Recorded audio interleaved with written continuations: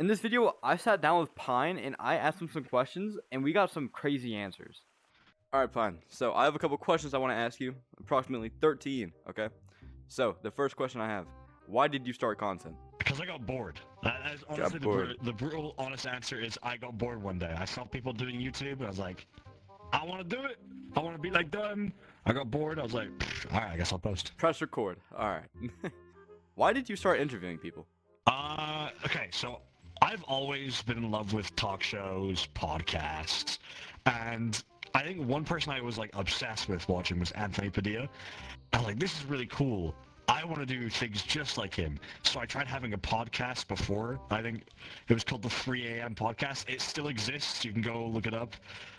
The first episode we did one with Apollo, and then we got like people like Get Hip on there and a bunch of other people, a bunch of VR YouTubers. We stopped that, and then for God knows how long, I always had this thought in the back of my head where I'd be like, I want to do something like this again. So I just messaged Kanan one day. I was like, hey, would you be down for an interview for like a new series I'm starting? And they went from there. Who was the best person you've interviewed, in your opinion? Oh, like, are we like favorite or just like the best person? Favorite. Who's the favorite one? Okay. Honestly, I think my favorite person I've interviewed would have to be narrator from The Boys, because that was meant to be like a 30-minute video, and or like a 30-minute recording, and it turned into like 2 hours. We got on so well that we just kept yapping. It was a yap session. Why do you take such a long break from content, bro? We all gotta know. Well, the reason why I took so long away from my YouTube channel is because I wasn't happy with what I was doing on YouTube at the time. The content was going in a direction I didn't want it to go in, and overall I just wasn't happy with everything. So I took some time off, went back to being an editor, because for those who didn't know, I was an editor before I was big on YouTube, and I went back to that position.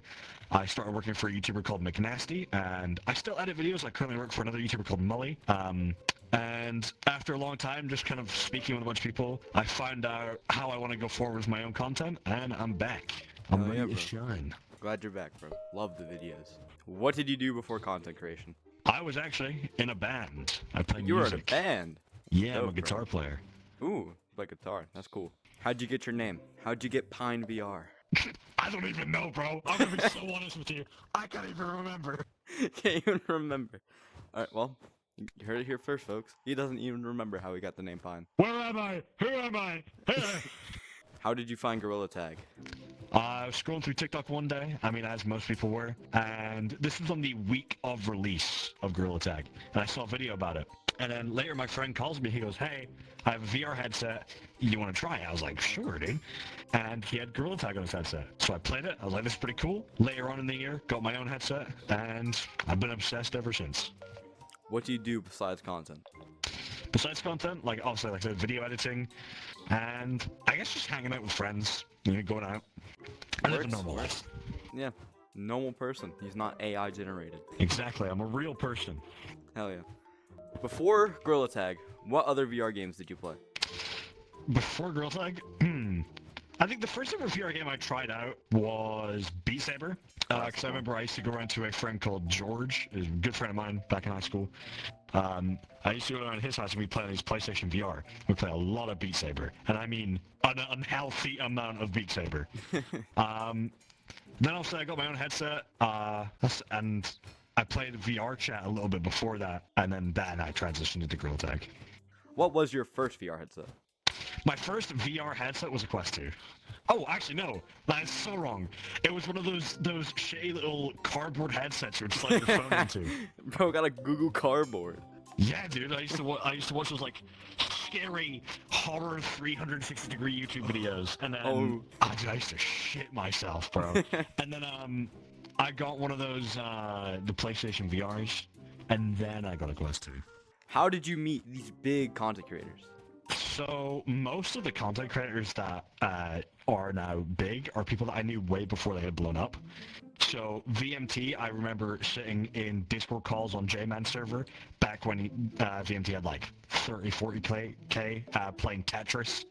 By the way, he's insane at Tetris. Never go against me in Tetris. So obviously I knew him back then. Like Elliot, I knew him when he had 2,000 subscribers. There's old live streams you can see on my channel. I was playing like Phasmophobia.